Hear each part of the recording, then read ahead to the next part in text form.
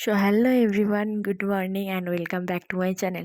আর সকাল সকাল ঘুম থেকে উঠেই আমি বাইরে চলে গিয়েছিলাম। বাইরে আমাদের একটা পেয়ারা গাছ থেকে কটা পেয়ারা পেড়ে নিয়েছিলাম। আর এই পেয়ারা গাছটার বয়স বেশি না, ওই 4 থেকে 5 বছর হবে। আর এটা আমার বাবা আমার মামা বাড়ির ওখানের একটা নার্সারি থেকে নিয়ে এসেছিলো। তারপরেই আমি রেডি হয়ে গেছিলাম, কারণ আমাকে মেসে আবার ফিরে যেতে হবে, কাল আমার এক্সাম আছে। রেডি হয়ে আমি মেচেদা চলে এলাম। আর এখান থেকে মেচেদা থেকে হাওড়া যাওয়ার একটা টিকিটও কেটে নিলাম। তারপরে আমার ট্রেনটাও চলে এলো আর আমি ট্রেনে উঠেও গেলাম। প্রচণ্ড ভিড় হয়েছিল, কারণ আজকের দিনে প্রচণ্ড ভিড় হয়। আর আমাদের এখানে খুবই ওয়েদারটা খারাপ, খুবই বৃষ্টির ওয়েদার। কিন্তু কিছু করার নেই, আমাকে বৃষ্টির ওয়েদারের মধ্যেই যেতে হবে, কারণ কাল আমার এক্সাম আছে।